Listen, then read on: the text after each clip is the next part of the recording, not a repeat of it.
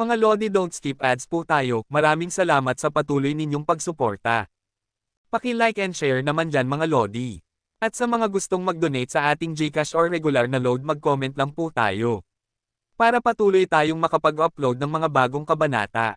Marami pong salamat. Kumusta mga Lodi, may bago tayong nobela, sana magustuhan nyo ang kwentong ito. Ito ay kwento ng isang kabataang lalaki na nagkaroon ng mahiwagang mga mata. Simulan natin ang kwento. Kabanata 1111 hanggang Kabanata 1120. Kabanata 1111. Katulad din ng aking sitwasyon, sabi ng muling tagapaglingkod. Ipinagkanulo ng muling tagapaglingkod si Shulong Siang, ang dating Siberian Tiger. Ang pangunahing puwersa sa ilalim ng kanyang pamumuno ay nagmula rin sa dating Siberian Tiger. Ngayon na nasa ilalim na sila ni Yehan, natural na mayroon silang malalaking opinyon. Hindi traitor ni Yehan ang muling tagapaglingkod, ngunit gagawin nila. Nahulog ang puno at nagkalat ang mga unggoy. Walang silbi para sa akin na gamitin sila ng labis sa nakaraan. Talagang gusto kong patayin ang mga taong ito. Naging mamamatay ang tingin ni Qiu Tiangang. Makinig tayo sa kanya, huwag kang makialam, ang mga taong ito ay maaaring magkagulo hanggat gusto nila, at maaari nating talagang pilitin ang mga cancer na iyon sa pamamagitan ng pagpapaalis sa kanila. Sabi ng muling tagapaglingkod, ang dapat nating gawin ngayon ay hanapin ang mga nagsasanay kung siya ay ipadadala sa Tianlong Martial Arts School. Ang lalaking iyon ay dapat harapin ang mas malaking panganib sa ibang bansa, at kailangan niya ng mas maraming katulong sa kanyang tabi. Sa Timog, Tianlong Martial Arts School. Gumagawa ng tsa sina Sun Bumiye at Jolai. Matandang Sun, narinig mo na ba ang nangyari sa Hilaga? Hindi namin alam kung ano ang nangyayari sa China ngayon. Ibinaba ni Sun Bumi ang kanyang tasa ng tsaa at sinabi, ang mga kaguluhan sa Hilaga ay nagsimula na, at ang mga hindi mapakialang tao ay hindi na makatiis ng mabilis. Narinig kong sina Qiu Tiangang at ang mga tauhan ng muling tagapaglingkod ay nagtatatag na ng kanilang sarili, at ang ganitong uri ng paggalaw ay nangyari sa Hilaga. Natatakot ako na magkakaroon ng sunod-sunod na reaksyon sa Timog, at ang mga dapat tumalon ay magtatatalan pa rin. Dahan-dahang lumipas ang oras, 2 araw na ang nakalipas mula nang dumating si Yehan sa Golden Triangle. Ang madilim na gabi ay nagtakip sa Golden Triangle. Sa looban sa likod ng villa, nakaupo si Yehan sa lupa at nagsasanay, ngunit hindi nag-iisa si Yehan sa looban na ito sa pagsasanay. Sina Zhao Hengtian at iba pa, Tianlong General at Silver Dragon General ay naruroon din. Ang mga taong ito ay nakaupo nang nakakross ang mga binti sa ilalim ni Yehan. Ang pawis ay umaagos mula sa noo ng bawat isa sa kanila, lalo na ang mga katawan ni Chanlongjiang at Yinlongjiang. Ang pawis ay nababad sa kanilang mga damit, parang tumatakbo ng marathon. Mahigpit na nakapikit si Yehan, at isang malakas na presyon ng kalooban ang pinakawalan mula sa kanyang katawan, tinatakpan ng tao sa kanyang harapan. Si Yehan ay isang master ng kaharian ng isang bulaklak, bagaman hindi siya kasing sikat ng isang baliw. Ang mga tao sa mundo, ngunit ang kanyang presyon ng kalooban ay hindi pangkaraniwan din, nakapakipakinabang para sa pagpapatigas ng lakas ng sinuman sa Tianlong. Nang si Yehan ay nasa banal na bundok ng pamilyang Ji, nakinabang siya ng malaki mula sa kalooban ng ninuno ng pamilyang Ji. Kung ang mga tao sa Tianlong ay pinatigas ang kanilang lakas sa ilalim ng presyon ng kanyang kalooban sa loob ng maraming taon, ang ganitong uri ng pag-unlad ay mas mahusay kaysa sa kanilang sariling pagsasanay. Lalo na ang 4 na tao tulad ni Sha Ben, Lin Chi, Ji Pot Ian, at Ji Diwo. Lahat sila ay nasa rurok ng kalagitnaan ng panahon ng dakilang gobernador, at isang hakbang na lang ang layo nila sa pag-abot sa rurok ng huling panahon ng dakilang gobernador. Ang kulang nila ngayon ay isang presyon. At gusto ni Yehan na maramdaman nila ang kanilang sariling presyon upang masira ang kanilang mga pisikal na limitasyon.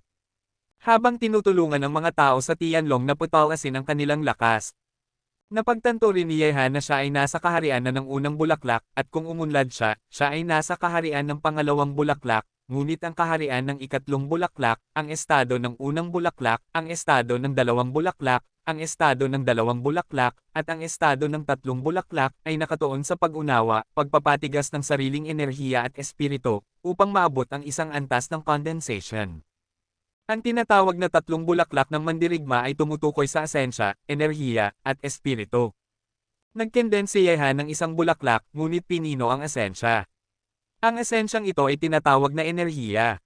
Ito ay isang uri ng mahiwagang kapangyarihan sa katawan ng tao. Gamit ang ganitong uri ng kapangyarihan, kung gusto mong paunlarin at palagwin ang ganitong uri ng kapangyarihan, kailangan mong maipan ito ng paunti-unti, at kailangan mo ng isang taong nakakaalam ng paraan ng pagsasanay upang paunlarin ang ganitong uri ng kapangyarihan mula sa iyong katawan.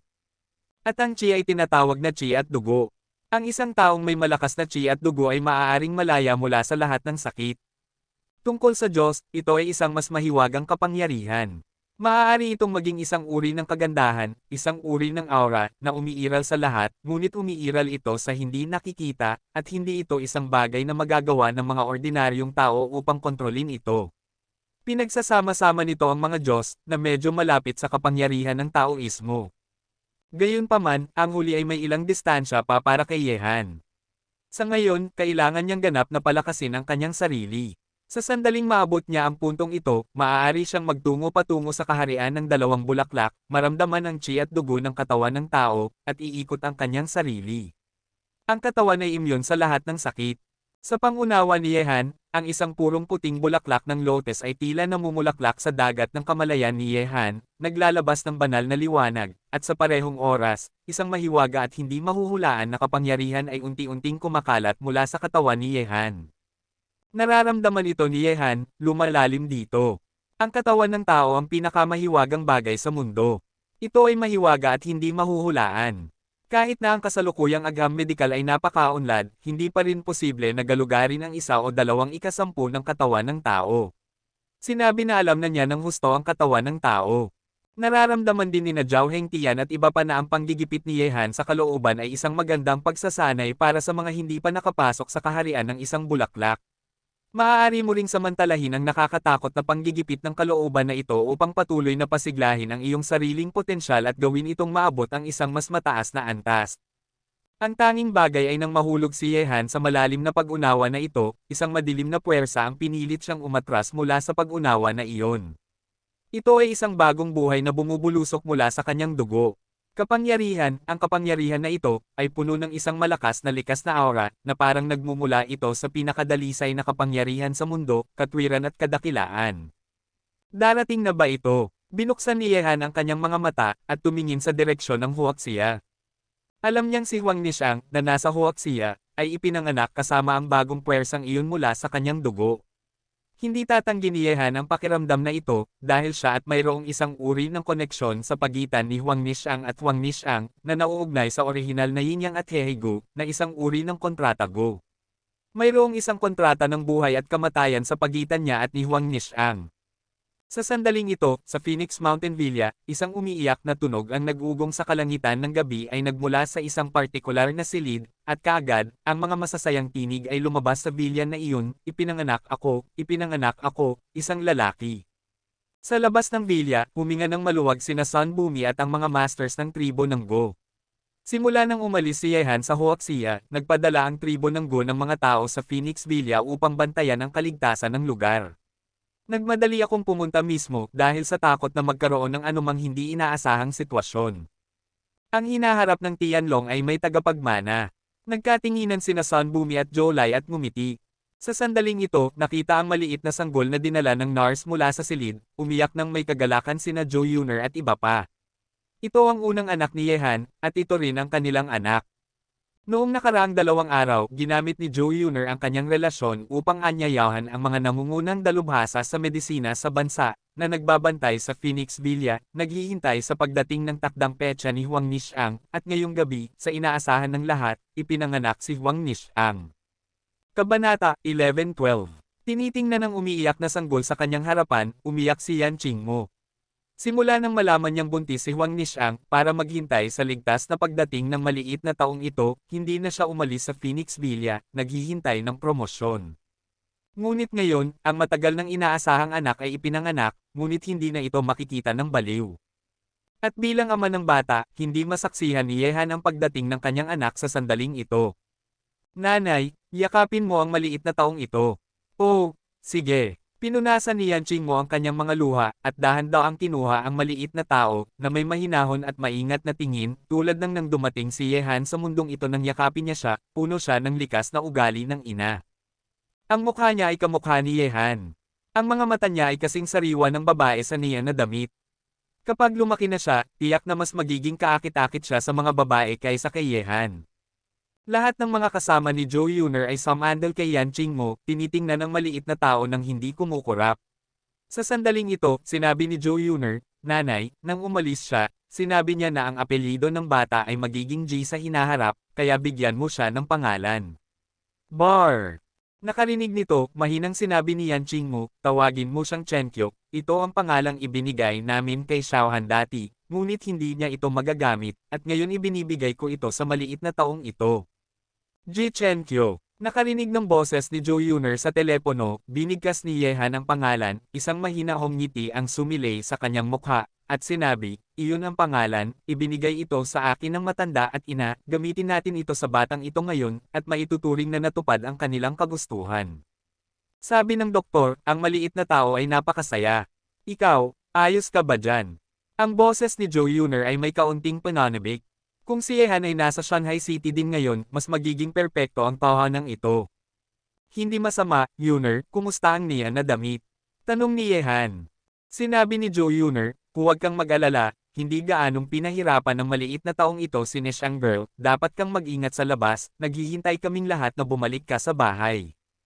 Hintayin mo ako." Tahimik na ibinaba ni Yehan ang telepono. Sa sandaling ito, talagang gusto niyang bumalik sa Shanghai City para makipag-reunion sa kanyang pamilya, ngunit hindi niya magawa. Kailangan niyang mamuhay ng mas maingat sa hinaharap. Ang kanyang buhay, hindi lamang ito madaling dumating, ngunit hindi na ito kanya lamang. Tahimik na ipinikit muli ni Yehan ang kanyang mga mata. Ang kapangyarihan mula sa kadiliman kanina ay nagbigay sa kanya ng kaunting pananaw. Ang ganitong uri ng pananaw ay nagbigay sa kanya ng mas malalim na pag-unawa sa kaharian ng isang bulaklak, isang mahiwagang pakiramdam. Ang kapangyarihan ay kumakalat mula sa katawan ni Yehan, at ang namumulaklak na bulaklak ng lotes sa kanyang dagat ng kamalayan ay naging mas maliwanag. Kinabukasan, maaga nang nagising si Yehan, pinag-iisipan ang espada na nakita niya sa wushu. Ang espadang iyon ay isang uri ng konsepto, isang mas mataas na antas ng makalangit na kapangyarihan, at natuklasan ni Yehan na mayroon ding ganitong uri ng konsepto sa longevity sword, at dahil sa pagkakaroon ng konseptong ito, ang longevity sword ay napakasigla. Sa Kilian Mountain, narinig ni Yehan ang mga magulo na matandang tawista na banggitin na ito ang intensyon ng espada, ang simbolo ng mga nangungunang espadachim sa mundo, ngunit mula pa noong panahon ng mga Diyos, ang mundo ay hindi pa nakakaalam tungkol sa ganitong uri ng intensyon ng espada, kaya hindi pa ito nagamit. Ang mga tao ay maaaring maunawaan ang intensyon ng espada. Gayunpaman, nang tahimik na pinag-iisipan ni Yehan ang konsepto ng espada, ang tunog ng maayos na mga yapot at mga busina ng sasakyan ay nagmula sa kampo. Ang mga sundalo sa kampo ay nagsimula ng mag-ensayo ng maaga. Alam na alam ito ni Yehan, ngunit sa sandaling ito, ang mga mabibigat na armadong sundalo ay umalis sa kampo sa malalaking truck, sa isang estado ng paghahanda sa emerhensya. Nakita ito, kumunat ang noo ni Yehan, itinago ang longevity sword at naglakad patungo sa mansyon ni Kunsang. Isang grupo ng mga hayop na walang hiya, nang ahas na pumunta rito para kumilos ng ligaw, gusto kong malaman nila ang mga kahihinatnan ng pag-insulto sa akin, Kunsang. Sa mansyon ni Kunsang, siya ay may madilim na mukha sa sandaling ito, at ang dalawang tagapayo sa ilalim niya ay galit din. Dahil ang kanilang kampo sa kanluran ay sinalakay ng hindi kilalang mga puwersa. "Kapatid na Kunsang, ano ang nangyari para magalit ka ng ganyan?" Naglakad si Yehan mula sa labas ng mansyon ni Kunsang. Nakita si Yehan na papalapit, tumayo si Kunsang at sinabi, "Hanzi, ang aming kampo sa kanluran ay sinalakay, at isang senadoryas ng kagipitan ay ipinapadala na doon. Hula ko, maaaring ito ay Little Japan." Nang ahas na direktang salakayin ang isang kampo. Mukhang agresibo at malakas ang kalaban sa pagkakataong ito. Sabi ni Yehan, "Kumusta ang depensa ng militar sa kanluran? Kumpara sa aking lugar." Sabi ni Kunsang, "Ang mga mabibigat na armas ay halos nakatuon dito, ngunit ang iba pang tatlong pangunahing kampo ng militar ay nagpadala ng mga tao upang suportahan sila. Hanzi, ano sa tingin mo? Tingnan muna natin ang sitwasyon." Umupo si Yehan sa tabi ni Kunsang. Gayunpaman, sa sandaling ito, isang sundalo ang tumakbo papasok mula sa labas at sinabi, "General, masama, ang aming kampo sa timog ay sinalakay din." "Ano?" Galit na hinampes ni Kunsang ang mesa at tumayo, "Ang kampo sa timog ay nagpunta na upang suportahan ang kanluran. Sa oras na ito, may umaatake. Hindi ba nasa panganib ang kampo sa timog?" Nakarinig nito, pumikit si Yehan at sinabi, mukhang hindi lang isang grupo ng mga tao ang darating. Gayunpaman, habang natapos na magsalita si Yehan, isa pang sundalo ang tumakbo papasok mula sa labas. General, ang kampo sa Hilaga ay inaatake, at halos hindi na mapigilan. Kabanata 11:13. Hayop, malamig na sabi ni Kunsang, ang mga kampo sa Kanluran, Timog, at Hilaga ay sabay-sabay na sinalakay. Tiyak na hindi ito gawa ng iisang puwersa. Dapat ay nag-usap na sila. Ang susunod ay maaaring ako na. Sige, magpadala ka sa akin ng isang walang taong drone ng pagsisiyasat para malaman kung nasaan sila, at papatayin ko sila gamit ang mga heat-seeking bomb.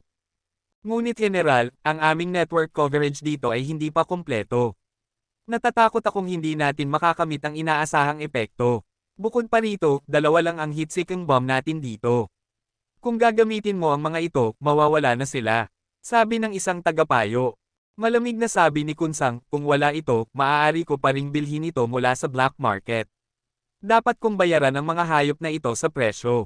Natatakot akong hindi nila kailanman napapanaginipan na magkakaroon ako ng ganoong advanced na thermal weapon dito. Pumunta at ipaalam kay Kasa Instructor, siya ay isang eksperto sa lugar na ito, hayaan mo siyang targetin ang Kanluran at Timog, at dapat tapusin ang gawain. Opo, General. Lumabas ang tagapayo kasama ang dalawang sundalo. Sabi ni Yehan sa oras na ito, kapatid na Kunsang, hayaan mong umatras ang mga tao sa hilagang kampo. Kung sila nga ang mga taong ito, ang mga ordinaryong armas ay hindi magdudulot ng banta sa kanila. Ang kanilang pangunahing layunin ay dapat dito. Pagdating ng oras, hayaan mong ang aking mga tao ay salubungin sila sandali. Sigurado, may mga heat-seeking bomb sa Kanluran at Timog na kampo na medyo hindi gaanong mapanganib. Tumangaw si Kunsang at sinabi sa isa pang tagapayo, pumunta ka at sabihin sa mga tao sa hilagang kampo na umatras, at ilagay ang lahat ng malalaking tao dito, kung nang ahas silang pumunta, papatikiman ko sila ng pakiramdam na binobomba. Tumayo din si Yehan sa sandaling ito at sinabi, ipapaalam ko sa aking mga tao, kapatid na Kunsang, kung may anumang sitwasyon dito, makipag-ugnayan sa akin anumang oras. Huwag kang mag-alala, hindi ko hahayaang makuha ng iba ang Golden Triangle. Nang bumalik si Yehan sa villa, napansin din ni na Zhao Hengtian at iba pa ang abnormalidad sa kampo, at lahat sila ay naglakad patungo kay Yehan at nagtanong, Yehan, ano ang nangyari? May trabaho tayong gagawin. Sabi ni Yehan, kapatid na Zhao, ipaalam kay Tianlong General at Silver Dragon General na handa na silang makipaglaban anumang oras. Sa tingin ko ang darating sa pagkakataong ito ay dapat ang ating matandang kalaban. Isa ngang matandang kalaban, at lahat sila ay napupuot sa iyo. Sa oras na ito, sina Zugbanroo at GDWO ay bumaba mula sa itaas. May impormasyon ba mula sa Dark Hall? Tumingin si Yehan kay Zugbanroo at nagtanong.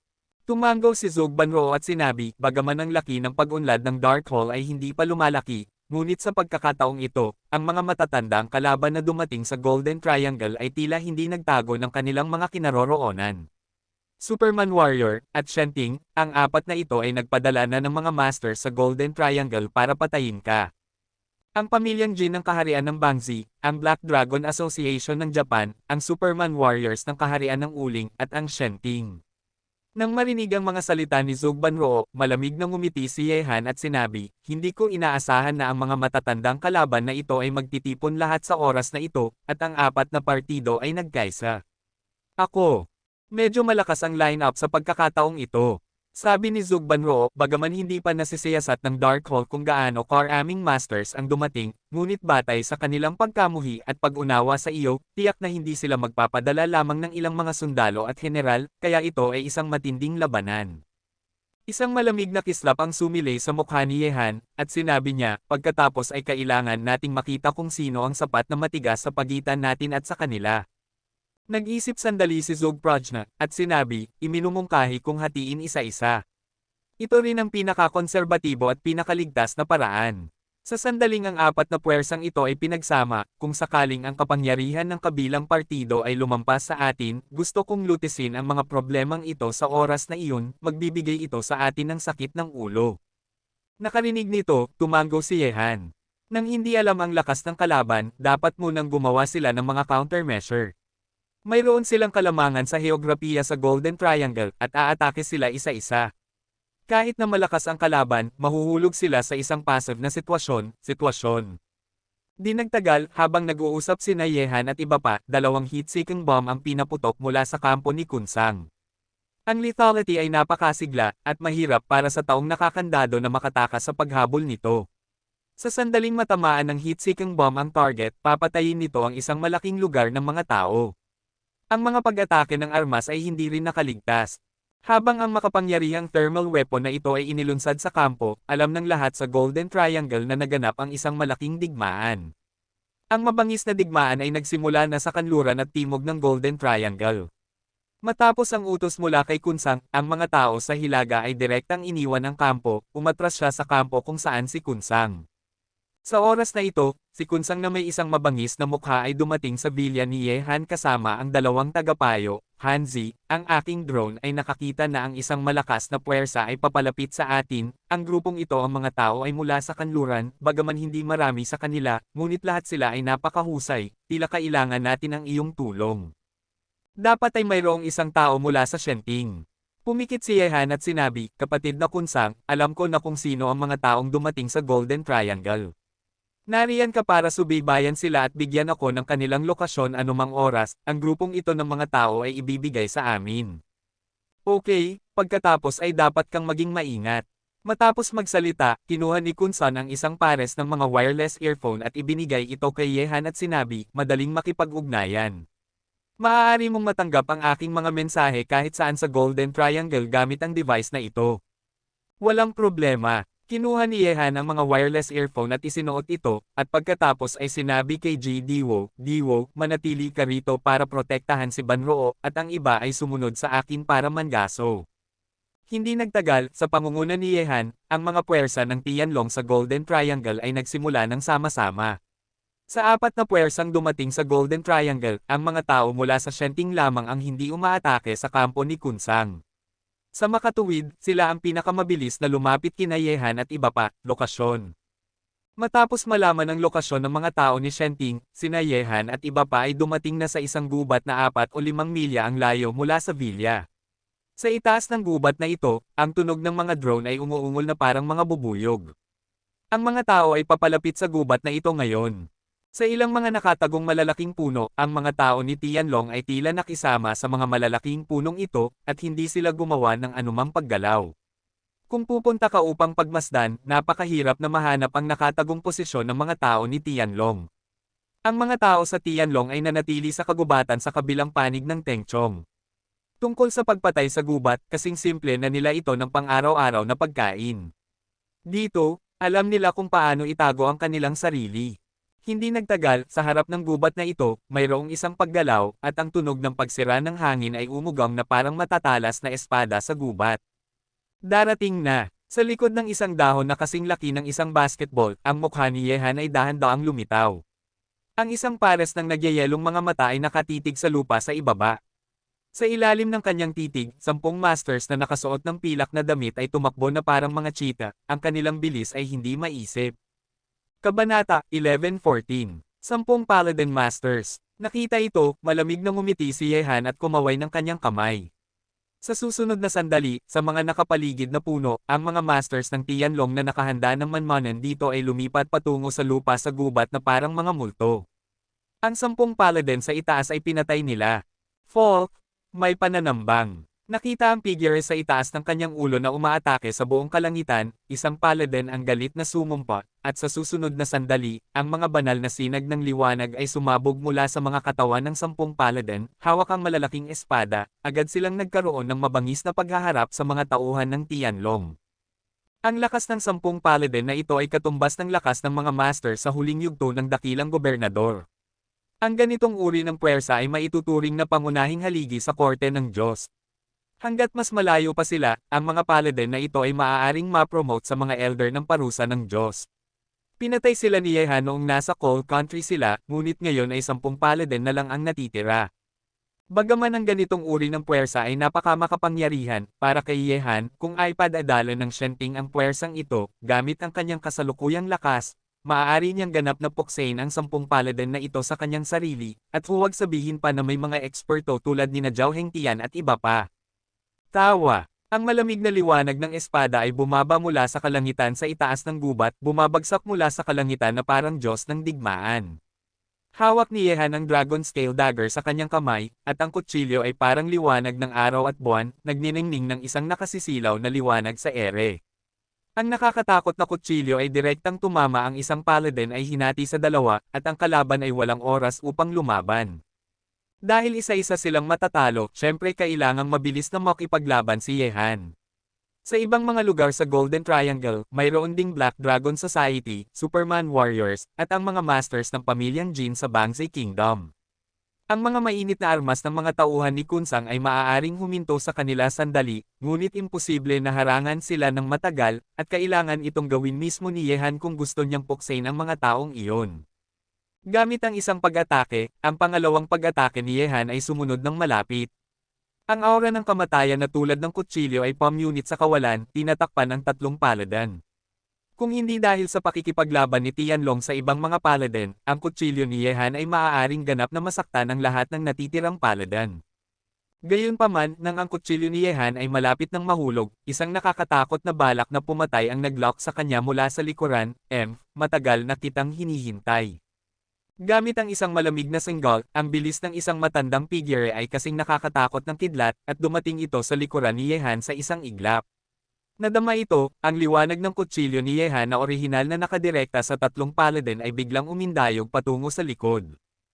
Ang matandang figure ay mabangis na tumakbo sa kagubatan, ang bilis nito ay kasing nakakatakot ng kidlat, bigla itong dumating sa harap ni Yehan, at pagkatapos ay isang marilag na pag-atake ang bumagsak sa katawan ni Yehan. Naramdaman ito, si Yehan ay naglabas din ng isang malamig na singgol, at ang liwanag ng kutsilyo na orihinal na nakadirekta sa tatlong paladin ay biglang umindayog paatras. Boom! Ang mga pag-atake ng dalawa ay nagbanggaan sa ere, at ang mga ripple ng makapangyarihang kapangyarihan ay kumalat mula sa gitna ng dalawa. Ang makapangyarihang puwersa ay direktang sumaire sa mga malalaking puno sa paligid ng dalawa, at ang mga dahon ng langit ay lumilipad sa gubat. Tumingin si Yehan sa kabilang panig. Ang taong dumating ay isang dayuhang matandang lalaki, at medyo pamilyar si Yehan sa kanya. Nang pumunta si Yehan sa kanlurang mundo, halos mamatay siya sa mga kamay ng dayuhang may mataas na ilong na ito. Ikaw pala, isang matandang aso. Hindi kita pinatay noong nakaraan. Talaga bang iniisip mo na ikaw ay isang pusa at may siyam na buhay?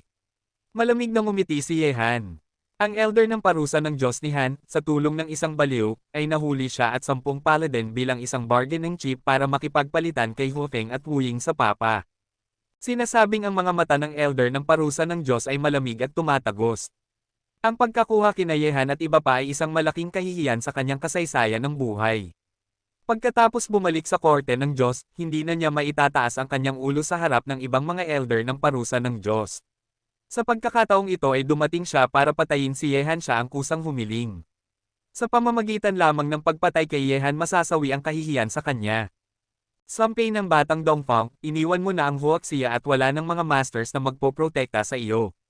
Tingnan natin kung paano ka makatataka sa pagkakataong ito. Ang Golden Triangle ang magiging libingan mo. Ang elder ng parusa ng Diyos ay may madilim na ekspresyon at isang mabangis na balak na pumatay, malamig. Patayin mo ako. Ngumiti si Yehan, marahil, ikaw noong nakaraan ay talagang pwedeng pumatay sa akin, ngunit ngayon, dahil pumunta ka na mismo sa pintuan, sa akin na ang pagpatay sa iyo. Baliw na bata, mamatay ka. Ginalaw ng elder ng parusa ng Diyos ang kanyang katawan, ngunit ang kanyang tila matandang katawan ay gumalaw na parang kidlat, at ang kanyang pag-atake ay kasing nakakatakot ng isang mabangis na hayop. Ang nakakatakot na nakaka-pressure na aura ay sumugod patungo kay Yehan, na gustong lunukin si Yehan ng buo sa lugar na ito. Sa ilalim ng galaw. Nakita ang eksena na ito, ang lamig sa mukha ni Yehan ay naging mas mabangis. Ang panggigipit ng kanyang kalooban ay nakakagulat sa mundo. Ang Dragon Scale Dagger ay nagdala ng walang katapusang kapangyarihan sa pagpatay, at siya ay humiwa pasulong. Namangha ito sa quartet, at malapit ito sa galaw ng elder ng parusa ng Diyos, at hindi niya ito iniwasan. Sa mga tuntunin ng lakas, ang elder ng parusa ng Diyos na ito ay katumbas ng unang bulaklak na kaharian ng isang Chinese warrior. Siyempre, hindi matatakot si Yehan sa ganitong lakas. Ang mga masters ng kaharian ay may kakayahang makipaglaban ng husto. Ang katawan ng elder ng parusa ng Diyos ay nababalot ng banal na liwanag, at ang nakakatakot na banal na liwanag ay nagsama-sama sa isang sibat na tumutusok sa kawalan. Para sa binata sa kanyang harapan na sumire sa kanyang reputasyon, ang elder ng parusa ng Diyos ay nanumpa na papatayin siya sa kanyang sariling mga kamay, ngunit bueno, ang elder ng parusa ng Diyos ay nagkamali ng isang bagay, iyon ay, ang lakas ni Yehan ay hindi nakapareho noong nasa kanlurang mundo siya. Sa ngayon, ang lakas ng pakikipaglaban ni Yehan ay mas nakakatakot pa kaysa sa kanya. Ang nakakatakot na banggaan sa pagitan ng sibat at ng liwanag ng espada ay parang dalawang kidlat.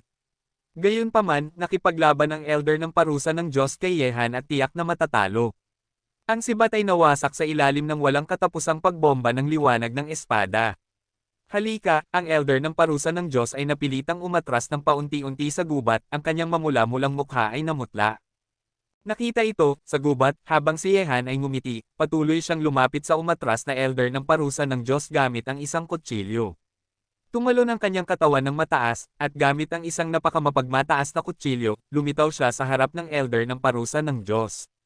Sa itaas ng ulo, ang mapagmataas na liwanag ng kutsilyo ay bumagsak, na nagparamdam sa elder na si Deshenpo na ang kamatayan ay papalapit sa kanya. Matandang lalaki, nabigo kang patayin ako noon, ngunit ngayon ay papatayin kita.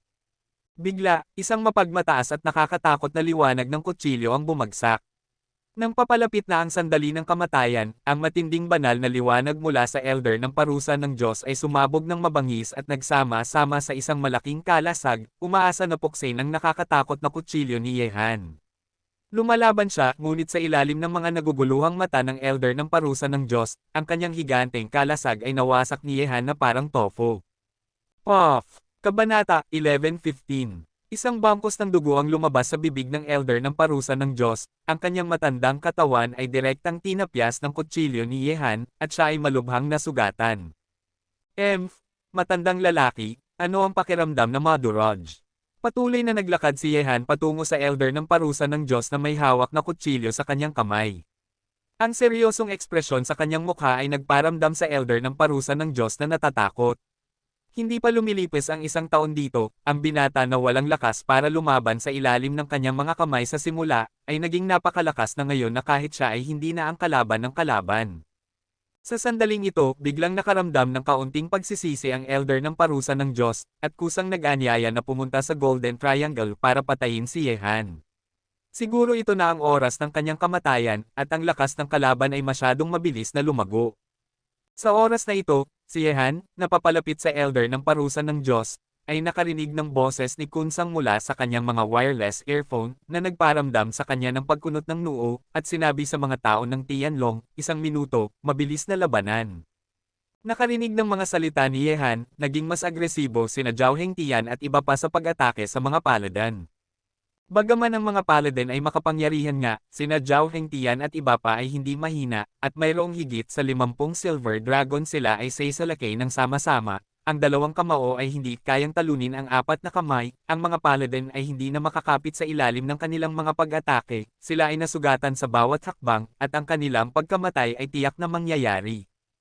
Gayunpaman, habang nagsasalita si Yehan, ang katawan ng elder ng parusa ng Diyos ay biglang sumugod patungo sa gilid ng gubat.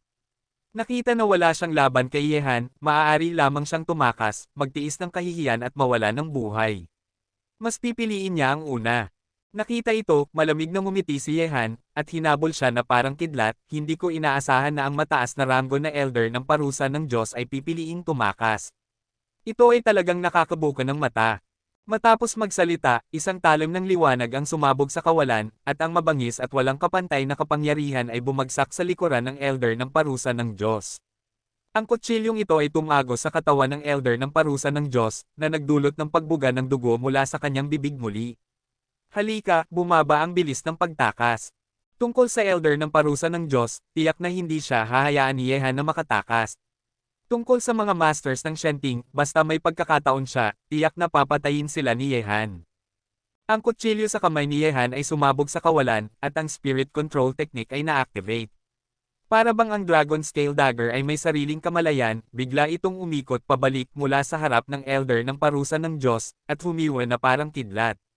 Ang kanyang leeg at isang ulo ng tao ay nahulog din sa lupa sa oras na ito. Matapos gamulong ng ilang beses, ang mga mata ng elder ng parusa ng Diyos ay nakatitig kay Yehan na bumaba mula sa kawalan. Tinitingnan ng mga mata ng kamatayan na iyon, si Yehan ay walang ekspresyon, at sumugod patungo sa lugar kung saan naglalaban sina Tianlong at ang mga paladan. Hiniling na siya ni Kunsang para sa tulong kanina, at dalawang makapangyarihang puwersa ang lumapit sa kampo kung saan siya naruroon. Maaari lamang niyang umasa sa mga mabibigat na armas sa kampo upang labanan ang kalaban. Kapatid na Kunsang, gaano katagal mo kaya? Tanong ni Yehan kay Kunsang habang tumatakbo sa gubat. Hanzi, magmadali ka, ang mga taong ito ay hindi tao, kahit na ang aking mga tangke at mortar ay hindi sila mapipigilan. Ang malalim na boses ni Kunsang ay nagmula sa earphone, at ang tunog ng mga apoy ng digmaan ay bahagyang naririnig. Halika! May 4 na puwersa sa kabuuan, nasaan ang isa pa? Sa kanluran mo, 3 kilometro ang layo, ang grupong iyon ng mga tao ay dapat mula sa Bangzai Kingdom. Okay, naiintindihan ko na, bigyan mo ako ng 5 minuto. Matapos magsalita, si Yehan ay lumitaw na sa lugar kung saan naglalaban sina Tianlong at ang mga paladan. Sa ngayon, 10 paladin at 2 sugatang lalaki ang nagpupumilit. Tumagal, ang natitirang mga tao ay naging bangkay. Nakita ito, kumislap ang katawan ni Yehan, parang multo, kumislap sa pagitan ng dalawa, nang hindi nakikita kung paano gumawa ng galaw si Yehan, ang dalawa ay agad na bumagsak, na nagiging malamig na bangkay. Kapatid na Zhao, dalhin mo si Yinlong at pumunta sa kanluran gamit ang kalahati ng iyong lakas, at dalhin mo sina Xiaben at Ling Qi. Ang mga masters ng pamilyang Jin sa Bangzai Kingdom ay papunta na sa kampo ngayon. Siguraduhin pigilan mo sila, sa pamamagitan ng paraan, hayaan mong mabuhay ako. Okay, dapat kang maging maingat sa iyong sarili. Matapos magsalita, kinuha ni Zhao Hengtian sina Xiaben, Lin Qi at Yinlong at nagmadaling kalahati ng mga masters patungo sa kanluran ng gubat, habang si Yehan ay sumama kay Jipot Ian. Leng Wufei, ang mga kapatid na Chen at ang kalahati ng Tianlong ay nagmadaling pumunta sa kampo kung saan si Kunsang. Ang Japanese Black Dragon Association at ang mga superhuman warrior ng Cold Country, ang dalawang makapangyarihang puwersang ito ay itinulak na si Kunsang sa isang dead end. Ang dalawang panig ay lumipat ng hiwalay, sina Yehan at iba pa ay hindi kalayuan sa kampo, at sa loob ng 5 minuto, sina Yehan at iba pa ay nakakita ng tunog ng iba't ibang mga apoy ng artillery sa bukid sa labas ng kampo, at sa sandaling ito, ang Japanese Black Dragon Club dalawang makapangyarihang puwersa, ang mga masters ng bansa at ang mga superhuman fighter ng Cold Country, ay pumasok na sa kampo. Madali para sa mga masters na tulad nila na patayin ang mga sundalong ito. Bukod pa rito, nalaman din ni Yehan na may isang master ninja na pumasok sa kanyang villa.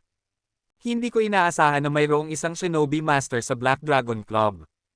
Pot Ian, tulungan mo si Daiwo, at ang iba ay sumunod sa akin para patayin ang mga taong ito.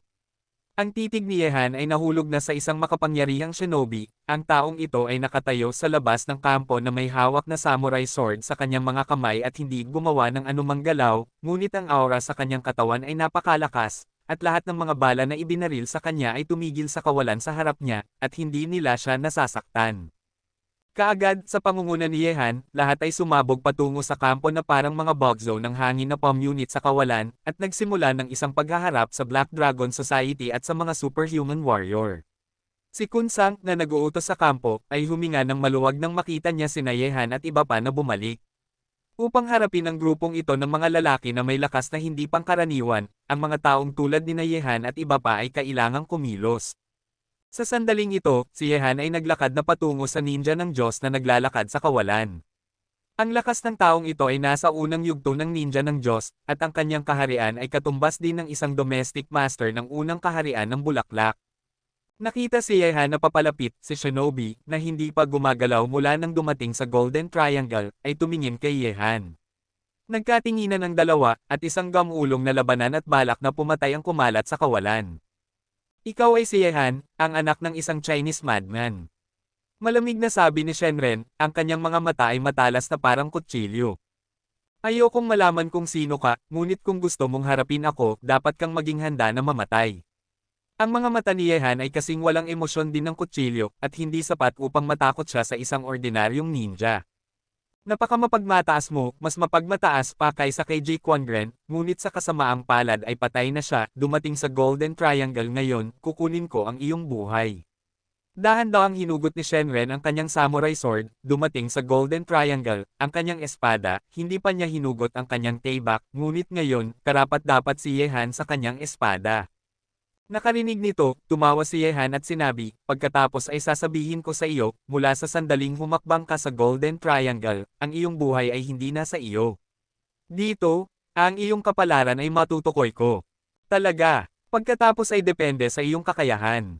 Tingnan natin ang buhay at kamatayan gamit ang ating mga kamay.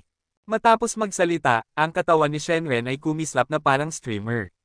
Bilang isang ninja, ang kanyang bilis ay masasabing mas mabilis kaysa sa kidlat, ang espada ng tao ay nagsama-sama sa isa, at ang samurai sword ay pamunit sa kawalan, at isang nakasisilaw na pilak na liwanag ang lumitaw sa harap ng katawan ni Yehan. Ang kutsilyong ito ay hahatiin ang kanyang katawan sa kalahati. Kabanata 11:16. Nakita ito, ang katawan ni Yehan ay nanginginig sa kawalan, at isang nakakatakot na puwersa ang sumabog mula sa kanyang katawan sa isang iglap. Ang kapangyarihan ng siyam na antas ng digmaan ay pinakawalan mula sa kanyang katawan. Sa paglitaw ng puwersang ito, ang mga kamay ni Yehan ang Dragon Scale Dagger ay umindayog, gumagalaw na parang kulog, mabilis at mabangis. Ding! Sa isang iglap, ang Dragon Scale Dagger sa kamay ni Yehan ay nagbanggaan sa Samurai Sword sa kamay ni Shinobi, at isang nakakatakot na tunog ng ginto at bakal ang umugong sa kawalan. Ang tunog na ito ay sinamahan ng isang nakakatakot na matalas na puwersa na nagwawalis sa ang langit at lupa ay pamunit sa kawalan. Gamit ang isang galaw, sina Yehan at Shenren ay lumulutang na walang galaw sa kawalan. Tinitingnan ng isa't isa sa napakalapit na distansya, ang kanilang mga mata ay tila sumabog sa mga apoy na maaaring sumire sa mundo. Ang umuusbong na aura ay mabangis na nagtagpo at nagbanggaan sa kawalan. Ginawa nitong napaka-nakakatakot ng mundong ito. Napakagaling mo! Isang nakakatakot na malamig na liwanag ang sumilay sa mga mata ni Kanin, at pagkatapos ay ang kanyang samurai sword ay biglang umindayog, na nagbabago sa isang anino ng espada na tumatakip sa kalangitan at tinatakpan si Yehan. Ang ekspresyon ni Yehan ay nanatiling hindi nagbabago, ang tila mabagal na teknik ng espada ay napakatumpak sa paglaban sa mga pag-atake ni Shinobi isa-isa. Gamit ang antas na ito ng lakas, nang ahas kang pumasok sa Golden Triangle para patayin ako. Sa tingin ko ay masyadong patay ka na. Isang malamig na ungol ang nagmula sa bibig ni Yehan, at bigla, ang liwanag ng taybak sa kanyang kamay ay sumabog sa liwanag, ang nakasisilaw na ningning ay bumagsak na parang nakakapasong araw sa itaas ng kalangitan, tinutusok ang mga mata ng mga tao ng husto na hindi nila maimulat ang kanilang mga mata. Tawa. Sa sandaling ang liwanag ng kutsilyo ay nagniningning ng maliwanag, hinawakan ni Yehan ang kutsilyo at sumulong ng walang pag-aalinlangan. Ang anino ng kutsilyo na kumakawe sa kanyang kamay ay konektado sa isang piraso. Ang nakakatakot na kapangyarihan sa pagpatay ay nagparamdam kay Shinobi na kumunat ang noo, at lumutang siya pabalik sa kawalan. Dahil gusto mong patayin ako, bakit umatras? Ngumiti si Yehan. Ang bilis na orihinal na kidlat na mabilis sa kawalan ay tumaas muli, ang walang kapantay na bilis na ito, kahit na si Shenren ay hindi makasagot, hindi inaasahan, ang kutsilyo ni Yehan ay tumama sa dibdib ng kalaban, isang sugat na yinhong ang naiwan sa katawan. Naramdaman ito, ibinaba ni Shenren ang kanyang ulo at tumingin. Sa susunod na sandali, ang kanyang mga mata ay ganap na madilim. Sa kawalan, ibinaba ni Shenren ang kanyang ulo. Tiningnan niya ang sugat na yinhong sa kanyang dibdib. Ang mainit na dugo ay umaagos mula sa sugat na ito, na nagparamdam sa kanyang mga mata na ganap na madilim. Nasaktan siya ni Yehan, dumating. Dapat kang mamatay ngayon. Tinitigan ni Shinobu si Yehan gamit ang napakamadilim na mga mata, at ang nakakatakot na balak na pumatay ay binalot ang mundo. Bilang isang shinobi, bihira siyang masaktan. Sa Japanese martial arts, ang mga taong tulad niya, ngunit siya ay pinagpipitaganan bilang isang Diyos. Nakarinig nito, nakangiting sinabi ni Yehanhan, ang iyong mga salita ay parang pagtanggal ng iyong pantalon at pag-utot. Ikaw ang unang pumatay sa akin, kaya bakit mo sasabihin ito sa pangalawang pagkakataon, ngunit karapat-dapat ka bang pumatay sa akin? Kamatayan sa hukuman. Si Shenren ay nagalit, ang kanyang katawan ay parang isang bugzo ng hangin, na may dalang mabangis na balak na pumatay, at mabilis na sumugod sa kawalan. Ang mabaliw na kutsilyo ay sumabog patungo kay Yehan, nakita niya ang liwanag ng kutsilyo, ngunit hindi niya nakita ang figure. Sa eksena na ito, parang isang galit na Diyos ng pagpatay ang lumitaw sa harap ni Yehan, ang kanyang espada ay hindi mapipigilan. Natatakot akong ikaw ang naghahanap ng kamatayan. Bigla, isang nakakagulat na liwanag ng espada ang sumabog mula sa kalangitan. Sa kawalan, si Yehan ay may hawak na kutsilyo gamit ang isang kamay, at sumulong. Sa susunod na sandali, ang nakakagulat na liwanag ng espada ay sumabog na parang nakakapasong araw. At pumunta, patayin ang lahat. Sa kampo, matapos bumalik si Yehan kasama ang mga masters ng Tianlong, ang hukbo sa ilalim ni Kunsang ay umatras na parang alon na may malubhang pagkawala. Nahaharap sa mga masters na hindi tao, ang kanilang makapangyarihang mga thermal weapon ay halos hindi sila masaktan dahil sa kanilang bilis masyadong mabilis na hindi nagbibigay sa kanila ng oras upang tumutok. General, ano ang dapat nating gawin ngayon? Isang tagapayo ang lumapit sa tabi ni Kunsang at sama-sama nilang pinanood ang labanan sa pagitan ni Yehan at Shinobi sa kawalan. Ang ganitong uri ng master na hindi tao, na itinuturing ang kawalan bilang patag, ay malayang lumalangoy, parang isang Diyos tao, ito ang unang pagkakataon na nakita nila ito. Nakarinig nito, malamig na sabi ni Kunsang, palibutan mo ako sa paligid ng kampo, kahit gaano kataas ang presyo, gagawin kong imposibleng makatakas ang sinuman sa mga taong ito. Kung nangahas silang pumasok sa Golden Triangle para harapin ang aking kapatid, hahayaan ko silang bumalik at bumalik. Pagkatapos ng lahat, patuloy na tiningnan ni Kunsang ang kawalan. Sa labanan sa pagitan ni Yehan at Shinobi, si Yehan ay nakakuha na ng itaas na kamay, at magiging isang bagay lamang ng oras bago niya gustong patayin ang kalaban. Sa isang windowsill sa villa, pinanood ni Zhou Banroo ang labanan sa kampo habang umiinom ng kape. Walang bakas ng takot sa kanyang mukha. Ang pagkatakot kay Zhou Banroo, isang babaeng may malaking karunungan at pagiging malapit sa mga demonyo, kahit na may mga ninja master sa ibaba ng villa na gustong umakyat para patayin siya, hindi siya matatakot. Kasama sina Jipot Ian at GDWO, magiging ligtas siya. Mukhang oras na para simulan ang plano. Ang paglaban ay ang pinakamagandang tugon. Oras na para makita ng mga malalaking tao sa mundo ang walang kapantay na kilos ng taong ito. Mahinang ngumiti si Zhou Banroo. Ito ang kanyang paboritong yugto, mag-ayos ng mga tropa, mag-estratehiya, at manalo ng 1,000 milya. Sa kampo, sa pangunguna ni Leng Wufei at ng mga kapatid na Chen, nakipaglaban sila sa mga masters ng Black Dragon Society at Superhuman Fighter. Sa ngayon, halos mapanatili nila ang kanilang hindi natatalong sitwasyon. Pagkatapos ng lahat, ang mga Superhuman Fighter ay hindi mga vegetarian. Sa pagkakataong ito ay 5 superhuman fighter lamang ang dumating, at maraming Tianin Masters ang dumating sa Golden Triangle mula sa Black Dragon Association. Kabilang sa mga ito, mayroong isang top Tianin Master na ang lakas ay maaaring ganap na sugpuin si Leng Wufei. Sa itaas ng kawalan, ang mga mabangis na liwanag ng espada ay nagbanggaan, at ang umuusbong na tunog ay umugong sa langit at lupa. Sa 4 na direksyon ng kampo, ang mga sundalong nakapalibot sa lugar ay nakatitig sa kalangitan at sa pagpatay sa kampo. Ipinanganak silang mga sundalo. Bilang karagdagan sa pagpuno sa kanilang mga pamilya at sa kanilang sariling tiyan dito, hinahangad din nila ang malaking lakas. Sa ngayon, ang mga makapangyarihang lalaki tulad ni Yehan at iba pa ay naging mga pinakahinahangaang bagay sa puso ng mga sundalo na tulad nila. Tawa. Ang liwanag ng espada ay parang araw at buwan, at tumitawid ito sa langit at lupa. Ang espada ni Yehan ay hindi matatalo. Tuwing ang espada ay umiindayog, ang eksena ng pagpunit sa kawalan ay lumilitaw isa-isa. Ang mabangis na teknik ng espada at walang kapantay na lakas ng pakikipaglaban ay nagparamdam sa ninja ng Diyos na iindayog ang samurai sword sa kawalan at umatras ng paunti-unti. Ang mga hibla ng dugo ay lumitaw mula sa lugar kung saan nasugatan ang kutsilyo ni Yehan, at siya ay nasa matinding kahihiyan. Bilang isang baguhang shinobi, wala siyang maraming pagkakataon na lumaban sa ilalim ng pag-atake ni Yehan. Sa oras na ito, bumalik si Zhao Hengtian kasama sina Shaben, Lin Chi at iba pa. Kung ikukumpara sa Black Dragon Society, Shanting, at Superman Fighter, ang mga masters ng pamilyang Jin sa Bangzai Kingdom ay hindi nasa parehong antas. Madali silang pinatay ang lahat, natitira lamang ang isang kalahating patay na lalaki. Kabanata 11:17 Superman Warrior, walang makatatakas. Sa itaas ng kawalan, ang boses ni Yehan ay kumalat sa buong mundo.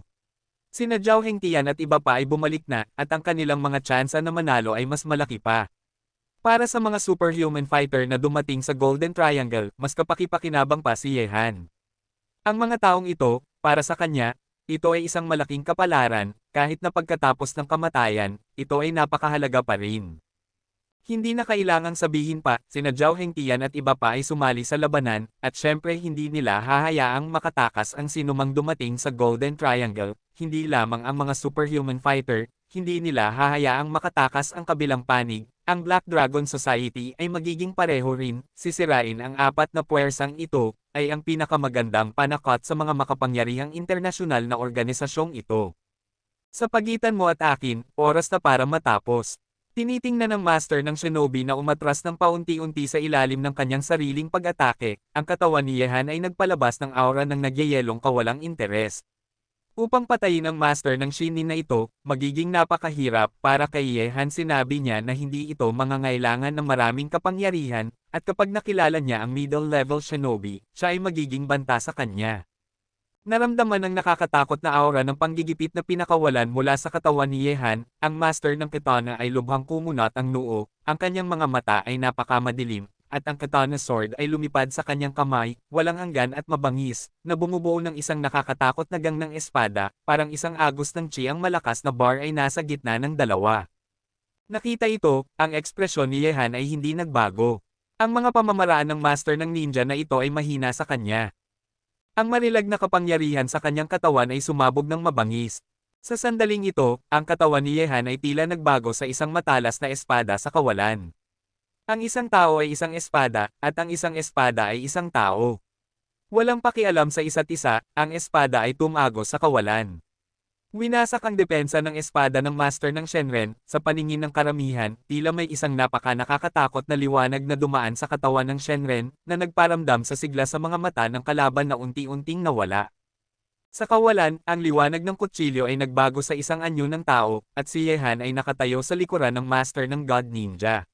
Sa kanyang Dragon Scale Dagger, ang mga patak ng dugo ay umaagos, at ang katawan ng master ng God Ninja ay nahulog na patungo sa lupa. Hindi mahirap para kay Yehan na patayin ang first level shinobi. Tumingin siya sa kampo at nakita na ang apat na puwersang dumating sa Golden Triangle ay tadhana na ganap na mapuksa. Sina Zhao Hengtian at iba pa ay sapat na upang linisin ang natitira. Ang isang malaking labanan sa Golden Triangle ay natapos. Ang apat na puwersa ng Shenting, Black Dragon Society, Superman Warriors, at ang pamilyang Jin ng Bangzai Kingdom ay ganap na napawi. Kabilang sa mga ito, ang Shenting at Black Dragon Society ay dumating sa Golden Triangle na may pinakamalakas na puwersa. Pareho silang mga nangungunang master sa unang antas, at ang kanilang pagkawala ay isang uri din ng sakit sa puso sa dalawang makapangyarihang puwersang ito. Ang buong Golden Triangle, matapos ang digmaan, ay mabilis na naglunsad ng isang bagong depensa. Ang labanang ito ay kumalat sa buong Golden Triangle, at kahit na ang apat na pangunahing kampo ng militar ni Kunsang ay nagdusa ng malubhang pagkawala. Dapat simulan muli ang pagpaplano upang maiwasan ang muling pag-atake ng ibang puwersa sa Golden Triangle. Sa sandaling ito, sa mansyon ni Kunsang, tiningnan ni Yehan ang 2 taong nakahiga sa kanyang harapan na parang mga patay na aso. Ang 2 taong ito ay nagmula sa Black Dragon Society at sa pamilyang Jin ng Bangzai Kingdom, at isa sa kanila ay ang vice-presidente ng Black Dragon Society, Kisaburo. At ang pagkakakilanlan ng ibang tao ay hindi pangkaraniwan din. Siya ang nakababatang kapatid ng kasalukuyang patriarch ng pamilyang Jin sa Bangzai Kingdom. Wala sa inyo ang naisip na magtatapos ito ng ganito, hindi ba? Tiningnan ni Yehan ang 2 at umismid, kumilos para tulungan silang bumangon at umupo sa upuan, at sinabi, kung gusto mong patayin ako, ngayon ay nahulog na ito sa aking mga kamay, sinasabi mo, paano ko dapat harapin kayo? Yehan? Ako? Kim Jong-hyun? Ay wala nang masasabi kapag nahulog ako sa iyong mga kamay ngayon. Kung may kakayahan ka, patayin mo ako. Ang lalaking nasa katanghaliang gulang na nagngangalang Kim Jong-hyun ay mabangis na tumitig kay Yehan, na may putlang mukha. Ang mga sugat sa kanyang katawan ay patuloy na dumudugo, ngunit bagaman ipinakita ng lalaking ito ang isang hitsura na hindi natatakot sa kamatayan, mayroon pa ring isang takot na hitsura sa kalaliman ng kanyang mga mata. Napakalakas. Tiningnan ni Yehan ang lalaking nasa katanghaliang gulang na nagngangalang Jin Zhengxian na may ngiti sa kanyang mukha, at sinabi kay Lin Chi. Lin Chi? Dahil hindi siya natatakot sa kamatayan, pagkatapos ay basagin mo ang lahat ng buto sa kanyang katawan. Winasak ang kanyang pagsasanay, pinutol ang kanyang dila, sa pamamagitan ng paraan, humanap ng isang lugar kung saan may mga agila, isabit siya, hayaan mong matikman niya ang lasa ng unti-unting paglunok ng mga mababangas na hayop. Ang mga agila ay mga carnivore, ang mga kuko at matulis na bibig nito ay nagpunit ng isang piraso ng laman, ang sakit ay dapat ituring na ang buhay ay mas masahol pa sa kamatayan. Nakarinig nito, ngumisi si Lin Chi, iniikot ang kanyang mga manggas at sinabi, Boss, huwag kang mag-alala, tiyak na hahayaan ko siyang magtiis ng lahat ng sakit bago ko siya hayaang mamatay. Hindi ba't masyadong mura para sa kanya kung mamamatay siya pagkatapos maglaro ng 1 o 2 araw? Nakarinig ng pag-uusap sa pagitan ni Yehan at Lin Chi, na natili siyang tahimik sa lahat ng oras, at ang walang emosyon na mukha ni Saburo Inoka ay agad na tumigas. Ang paraang ito ng kamatayan ay may napaka-espesyal na pangalan na tinatawag na Sky Burial, ngunit ang kaugalian ng Sky Burial Bueno, ganyan ang paraan ng paglibing ng mga tao pagkatapos nilang mamatay. Kung ang isang buhay na tao ay dumaan sa ganitong uri ng seremonya, kung gayon ang buhay ay mas masahol pa sa kamatayan. Nanginginig ang katawan ni Jin Zhengxian, at ang kanyang matigas na ekspresyon ay agad na lumambot. Hintayin mo, ano ba ang sinusubukan mong gawin, hayop?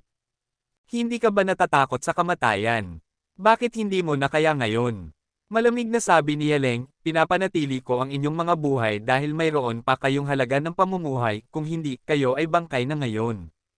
Matapos magsalita, ang mga mata ni Yehan ay dahan-daang nahulog kay Inoksha Saburo, isa sa 2 bise-presidente ng Black Dragon Association. Ang katayuang ito ay medyo mataas, gusto kong malaman kung gusto mong makipagtulungan.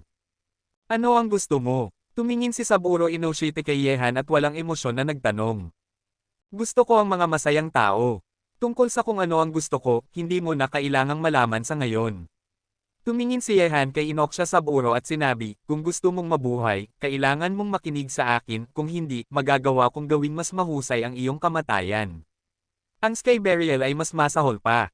Nakarinig nito, ang mukha ni Saburo Inoka ay nanigas, hinihiling sa kanya na sundin si Yehan.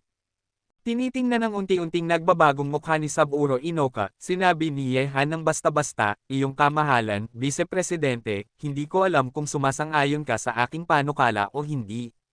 Wala akong sobrang oras para mag-isip ka dito. Gusto kong sagutin mo ako ngayon. Ano ang kailangan mong gawin ko? Tanong ni Inoshite Saburo na may pangit na mukha. Malamig na sabi ni Yeleng, sinabi ko, hindi mo na kailangang malaman sa ngayon. Ayaw kong ulitin ang tanong kanina. Kung gusto mo talagang subukan ang aking paraan ng pakikitungo sa kaaway, maaari mong ipagpatuloy ang pananahimik. Nakarinig ng mga salita ni Yehan, kinagat ni Inoshite Saburo ang kanyang mga ngipin at sinabi, okay, ipinapangako ko sa iyo. Napakasaya. Mayroong isang makahulugang ngiti sa sulok ng bibig ni Yehan. Paano niya hindi malalaman ang kaunting mga iniisip ni Saburo Inoshite, kaya't ipinangako niya muna ang kanyang sarili, at pagkatapos ay darating siya at tatakas na may langis sa mga talampakan ng kanyang mga paa, ngunit basta't sumang-ayon si Saburo Inoshite oo, marami siyang paraan para kontrolin ang kalaban. Kumusta naman ikaw? Gusto mo bang pumatay o magputol, kunin ang gusto mo, o makipagtulungan sa akin? Ang mga mata ni Yehan ay muling nahulog kay Kim Zhengxian. Kabanata 11-18. Gusto mong ipagkanulo ko ang pamilya.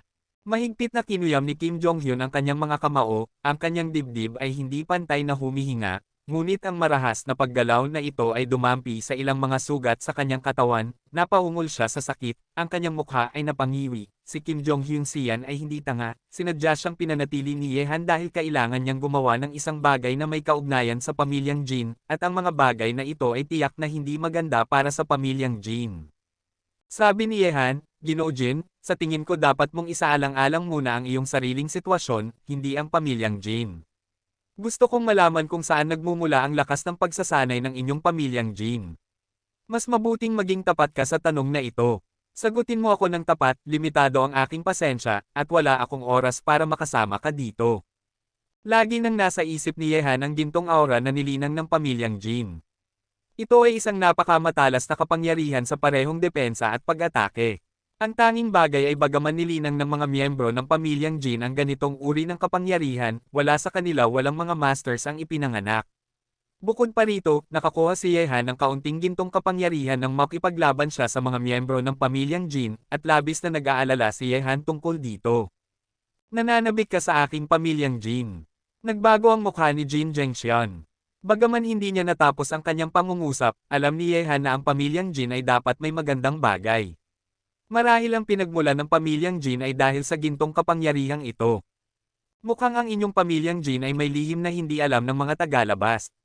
Malamig na ngumiti si Yehan at sinabi, sabihin mo sa akin, huwag mo akong pilitin na sabihin ito. Hoy, wala namang problema kung hindi mo sasabihin. Sadyang nangangati ang iyong mga kamay, 7th Lord. Sisirain ko ang iyong mga buto isa-isa, at pagkatapos ay humanap ng bangin at isabit sila sa araw sa loob ng ilang araw. Nang panahong iyon, ang mga lumilipad sa kalangitan mga hayop, maaaring lahat sila ay pumunta sa iyo at mag-iwan ng ilang marka sa iyong katawan. Ngumisi si Lin Chi, at ang mga sulok ng bibig ni Kim Jong-hyun ay hindi mapigil ang mangiwi mula sa madilim na tinging iyon. Tinitingnan si Kim Jong-hyun na ang bibig ay patuloy na nangiwi at ang ekspresyon ay nagbabago, ngumiti si Yehan at sinabi, mukhang si Ginoo Jin ay hindi kasing saya ni Ginoo Jingxia, kaya wala akong magagawa kundi hayaan ang aking kapatid na ilabas ang kanyang galit sa iyo. Sa sandaling ito, si Lin Chi ay sumulong ng 2 hakbang sa tamang oras, na may seryosong ekspresyon sa kanyang mukha. Hintayin mo, sasabihin ko sa iyo. Nakita ang mga kilos ni Lin Chi, nanginginig ang puso ni Jin Zhengxian, at sinabi niya, hindi ko alam kung ano ito, alam ko lang na ito ay isang meteorite mula sa mga ninuno ng aking pamilyang Jin. Extraterrestrial meteorite. Sa labas ng gate ng mansyon ni Kunsang, pinanood ni Yehan sina Saburo Inoka at Kim Jong-hyun na umalis. Sa labas ng kontrol ni Yehan, ang dalawa ay tumakbo ng mas mabilis kaysa sa isang kuneho, ngunit syempre hindi sila hahayaan ni Yehan na umalis. Kaya umalis. Kay Inoksha Saburo at Kim Jonghyun, gumamit si Yehan ng isang napakamalupit na paraan sa kanila. Bagaman ang paraang ito ay nagpaparamdam sa kanila na parang mga normal na tao ngayon, pagkatapos ng isang araw, malalaman ng 2 taong ito kung gaano kakilakilabot ang sakit, hindi sila mabubuhay, hindi sila mamamatay, tulad ng 10,000 langgam na ngumumuya sa kanilang mga katawan, ang kanilang mga katawan ay unti-unting mabubulok, at si Yehan lamang ang makakatulong sa kanila sa oras na iyon. At sa oras na iyon, kahit na ayaw nilang sundin ang mga utos ni Yehan, hindi na nila magagawa. Boss, totoo o hindi ang sinabi ng taong ito. Sabi ni Yehan, totoo man o hindi, malalaman mo kapag binisita mo ang pamilyang Jin. Ang 2 taong ito ay kapaki-pakinabang na panatilihin. Sa pamamagitan ng paraan, nasaan ang 5 superhuman fighter na iyon. Sabi ni Lin Chi, ang 5 taong iyon ay medyo mabangis, ngunit sila ay bangkay na, at lahat sila ay nasa isang malaking truck pa rin. Boss, ano ang gusto mong gawin sa mga bangkay na ito? Ito ay hindi mga bangkay, ngunit mga kayamanan. Ang genetic medicine na nagpapabuti sa iyong lakas ay kinuha mula sa kanila. Ngumiti si Yehan, at tinawag si Old John. Ang laboratorio ni John ay maaaring makagawa muli ng ilang mga masters. Hehe, iniisip kong makipag-ugnayan sa iyo sa mga araw na ito. Kumusta ka sa Golden Triangle? Ang boses ni Old John ang unang dumating sa telepono, napakabait pa rin, pala kaibigan, nakangiting sinabi ni Yehan, Old John, alam mo, kahit saan ako pumunta, lagi akong nababagabag ng mga makamundong bagay, ngunit paano mo nalaman na pumunta ako sa Golden Triangle? Dahil nasa Shanghai City ako, ang iyong tahanan ngayon. Nagulat si Yehan sa sinabi ni Old John, pumunta ka ba sa Phoenix Villa? Siyempre, huwag mong kalimutan, sinabi ko na kapag ipinanganak na ang iyong anak, pupunta ako sa Huaxie para makita siya mismo. Nakarinig nito, huminga ng malalim si Yehan at sinabi, Old John, may puso ka, at pinasasalamatan kita para sa batang iyon. Hindi. Dapat kitang pasalamatan dahil pinayagan mo akong magkaroon ng isang napakagandang apo sa aking mga huling taon. Gusto mo bang tawagin niya akong lolo sa hinaharap? Ang boses ni Old John ay puno ng pag-asa. Nang marinig ito, si Yehan ay ngumiti ng walang saysay, at sinabi, ang pagkakaroon ng isang mayamang tao sa buong mundo tulad mo bilang isang lolo ay isang pangarap para sa sinuman. Old John, paano ko magagawa ang puso na tumanggi? Haha, mas kampante ako sa iyong mga salita. Nang marinig ang pangako ni Yehan, si Old John ay tumawa ng buong puso, at pagkatapos ay sinabi, sa pamamagitan ng paraan, ang grupo ng mga tao sa aking laboratorio ay nag-aapoy na. Ngayon, maaari itong maging kapaki-pakinabang anumang oras, at ngayon ay wala ka sa China, ang mga taong ito ay makakatulong lamang sa iyo. Hindi, Old John? Panatilihin mo muna ang mga taong ito, bilang isang puwersa ng kabalyerya sa hinaharap, hindi angkop na ilantad sila ngayon. Tungkol sa grupo ng mga tao sa laboratorio ni Old John, mayroon na si Yehan ng kanyang sariling mga ideya. Sa ibang bansa, magiging napaka-hindi matalino para sa kanya na ilantad ang lahat ng kanyang lakas sa labas ng mundo. Sa pamamagitan lamang ng kanyang sariling mga hole card ay makakamit niya ang hindi inaasahang mga resulta. Tumango si Old John at sinabi, okay, pakikinggan kita.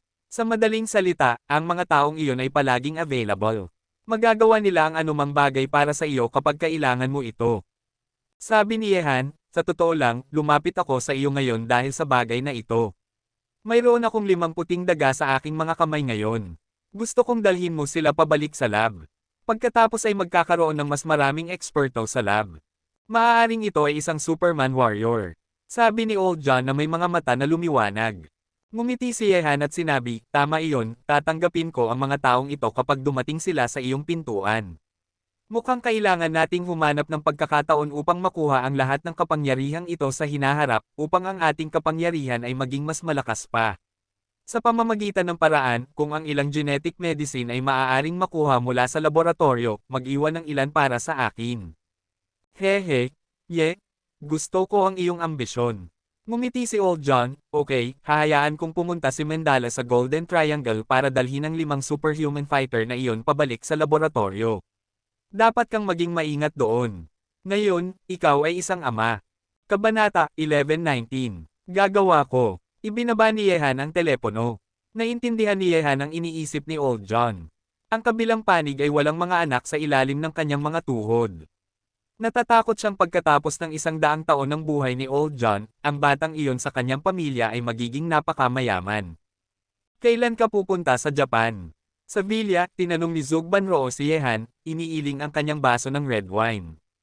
Nakarinig nito, binigyan siya ni Yehan ng kakaibang tingin, at sinabi, kanina ko pa iniisip kung mayroon kang kakayahang magbasa ng isip, o kung ikaw ay isang bulate lamang sa aking tiyan. Kinulat ni Zugban Roo ang kanyang mga mata at sinabi, huwag kang makaramdam ng pagkasuklam sa akin. Kung hindi ko mabasa ang iyong mga iniisip, hindi ako tatawaging Zugban Roo. Nag-iwan ka ng isang vice-presidente ng Black Dragon Society, isang miyembro ng pamilyang Jin na may napakataas na katayuan. Ang mga direktang miyembro ay natural na gustong makinabang mula sa dalawang ito, ngunit naniniwala akong pipiliin mo ang una sa dalawang ito. Wala, para sa iyo, kailangan kong piliin muna ang Japan. Sabi ni Yehan, bilang vice-presidente ng Black Dragon Association, si Inoshite Saburo ay may pambihirang karapatan at katayuan. Marahil kapag pumunta ako para iligtas ang hacker, magagawa niyang magpadala gamit ang tulong ng hacker na iyon, ang aming sistema ng katalinuhan ay magiging napakamakapangyarihan, at sa hinaharap kapag nakaharap natin ang Black Dragon, ang taong ito ay magiging mas kapaki-pakinabang pa. Sabi ni Zugban Roo, ang Black Dragon Society ay mga sundalo lamang, hindi sila ang tunay na commander. Ang tunay na commander ay ang Ige School, isa sa 2 pangunahing paaralan ng martial arts sa Japan. Tumango si Yehan, malinaw na malinaw niya ito, ang elementary ninja na pinugutan niya ng ulo ay marahil ay mula sa sekta ng Iga.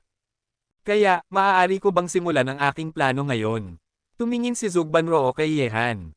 Nakarinig nito, nakangiting sinabi ni Yehan, para maging tapat, hindi ko pa rin alam ang nilalaman ng iyong plano. Gusto kong malaman kung maaari mong ibunyag muna ang ilang impormasyon sa akin. Alam mo, talagang mausisa ako, at sinabi ko pakinggan mo ako, baka matulungan kitang mahanap ang mga kakulangan sa plano. Nakarinig nito, tiningnan ni Zugproj na si Yehan at sinabi, gusto mong malaman. Siyempre, tumango si Yehan. Bagaman naniniwala siya kay Zugproj na, alam niya ang plano ng maaga. Kung may mali, magkakaroon siya ng countermeasure. Sige, sumama ka sa akin. Umalis si Zugban Roo na may hawak na baso ng red wine, at sumunod si Yehan. Nakita ito, sina Zhao Hengtian at iba pa na parehong mausisa sa plano ni Zugban Roo ay sumunod din.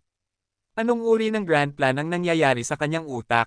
Sa harap ng lahat ay isang pader, kung saan nakasabit ang isang mapa ng geographical na pamamahagi ng Asya, na isang mapa na kabilang sa silangan, na may siksik na mga pangalan ng bansa, longitude at latitude na minarkahan dito, sina Zhao Hengtian at iba pa ay biglang nakaramdam ng kaunting pagkahilo. Ito ay isang mapa, sabi ni Yehan. Mali, hindi lamang ito isang mapa, ito ang aking plano. Sabi ni Zugban Roo habang iniiling ang baso ng alak, Yehan, alam mo ba? Sa teritoryong ito, maliit na bahagi lamang nito ang iyong sinasakop. Sulok, kung gusto mong ganap na sakupin ang teritoryong ito, tutulungan kita gamit ang aking karunungan, mayroon akong natitirang estratehiya, mayroon kang nangungunang puwersa, at ang pagsasama ng dalawa sa atin ay ang pinaka hindi masisira na kuta sa mundo. Nakarinig nito, ngumiti si Yehan at sinabi, ngunit, hindi ko pa rin nakikita kung ano ang iyong partikular na plano.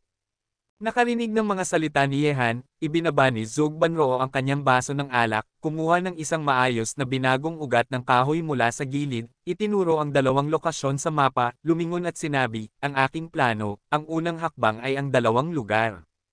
Silangang Asya, Timog Asya. Tiningnan ni Yehan ang dalawang lugar na tinuro ni Zhou Prajna, at bahagyang kumunat ang noo. Ang Silangang Asya ay kinabibilangan ng China, Mongolia, Japan, Bangzai Kingdom, Chaosian at iba pang mga bansa, habang ang Timog Asya ay kinabibilangan ng India, Pakistan, at Bangladesh. Sa ilang mga bansa tulad ng China, Nepal, Bhutan, at Afghanistan, ang unang hakbang ni Zhou Prajna ay talagang sumasaklaw sa napakagandang hanay ng dalawa. Nakita ito, kahit na sina Zhao Hengtian at iba pa ay medyo nagulat, si Zhou Prajna, isang mangkukulam, ay nanahimik na kung hindi siya magsasalita, ngunit sa sandaling bumuka ang kanyang bibig, ang mga lalaking ito ay mahihiya. Dumating lang sila sa Golden Triangle, at hindi gaanong kalaki ang kanilang mga puso sa ngayon.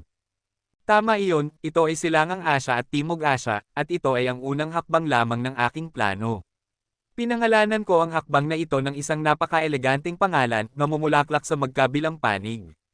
Nakangiting sinabi ni Zhou Banroo, Silangang Asya, China at Mongolia ay hindi na isinasaalang-alang, at ang natitira ay Japan, Bangzai Kingdom, at Chaosian. Tungkol sa Timog Asya, ito ay isang bagong larangan ng digmaan na hindi pa natin nahahawakan, at ibibigay ko ito kay Shaben. Nakarinig nito, iniligtas ni Shaben ang ulo ni Rao at ngumiti ng hanggal. Tungkol sa Dongya, gusto mo bang ibigay ito kay Lin Chi? Tanong ni Yehan. Bakit hindi? Tumingin si Zhou Banroo kay Yehan at sinabi, oras na para lumaki sila nang wala ka. Sila ay mga agila, at kailangan nilang matutong lumipad ng mag-isa.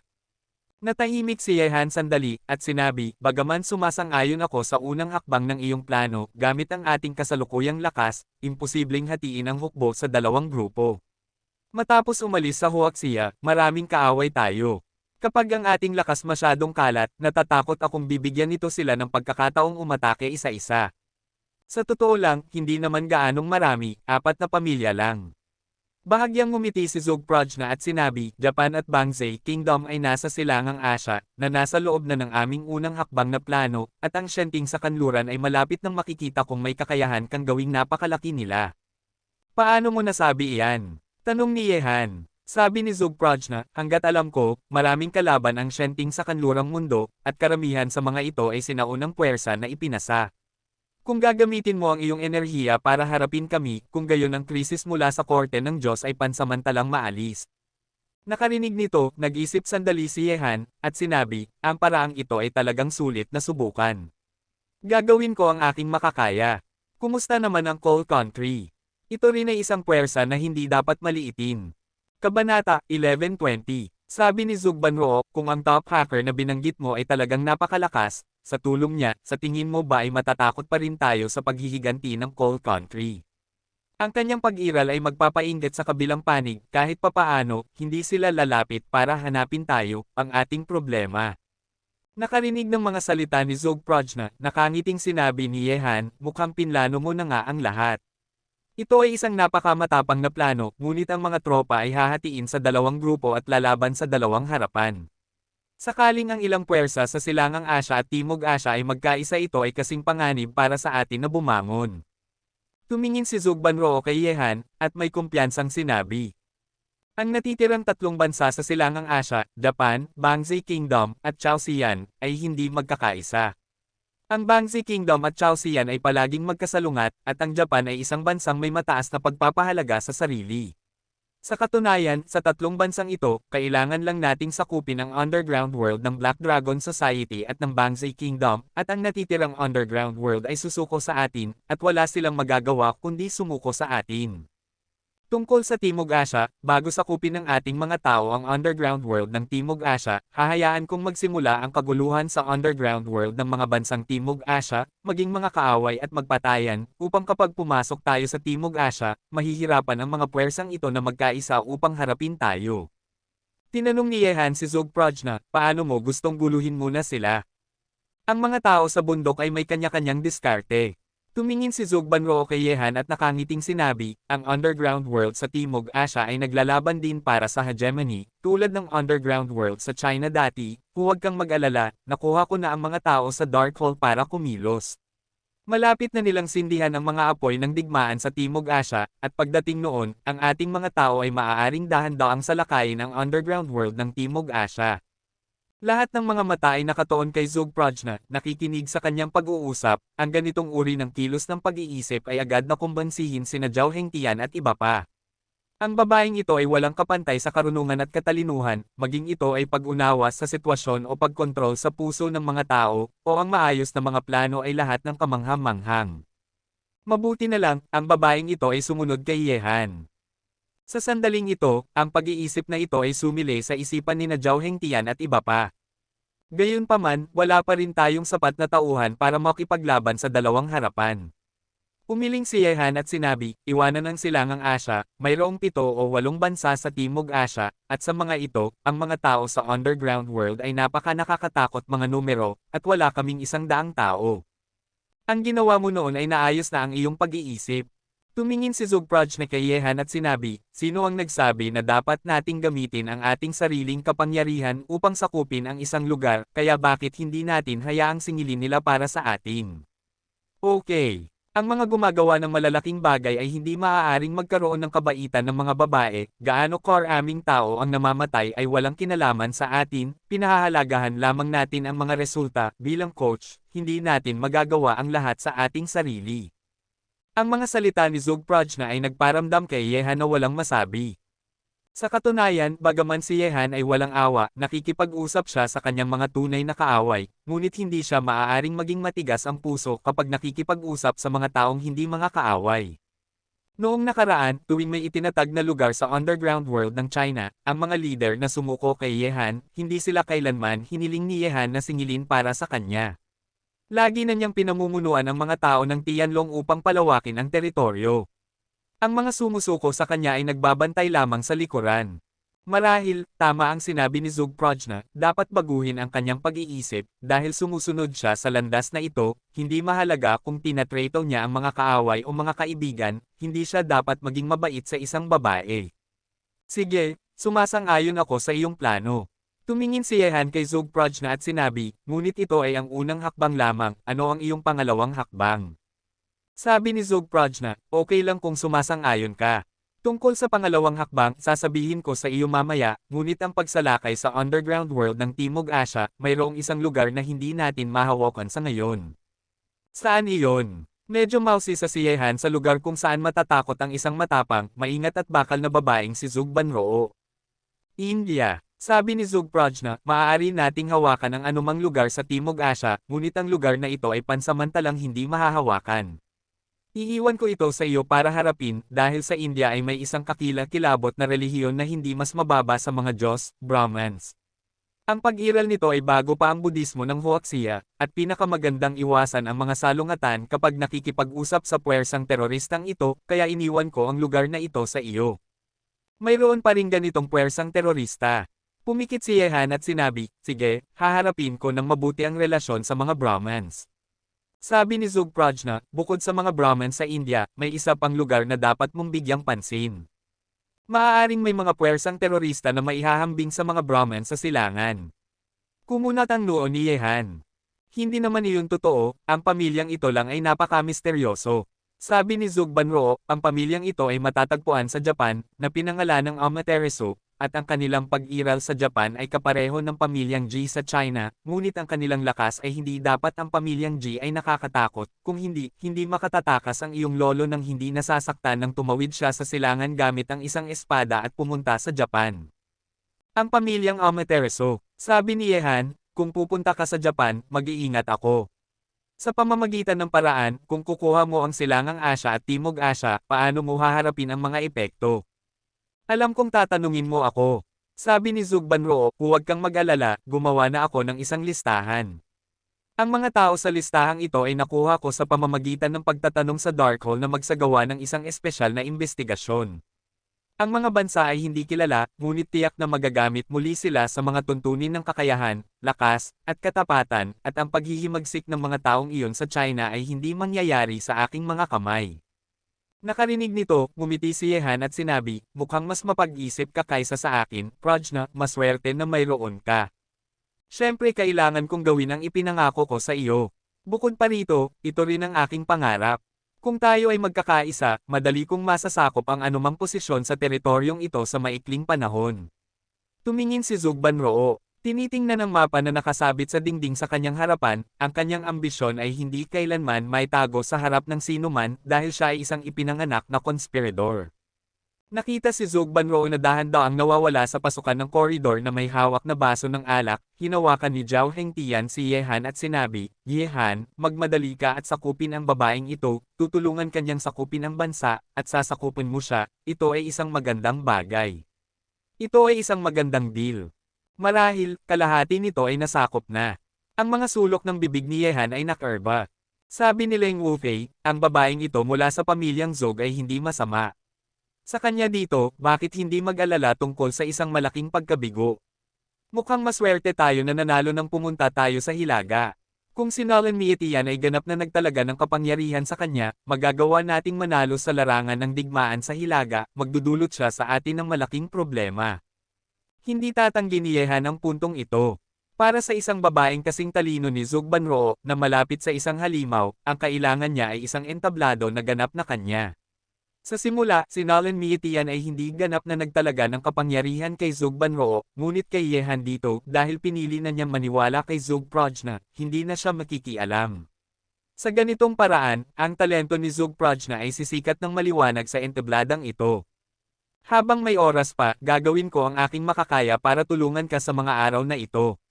Pinakamaganda na mapabuti ang lakas ng lahat bago magsimula ang digmaan. Gusto ni Zugbanroo na sina Shaben at Lin Chi ang mamuno sa koponan para makipaglaban sa ilalim ng lupa sa silangang Asya at Timog Asya sa mundo, medyo nag-aalala pa rin si Yehan sa kanilang lakas.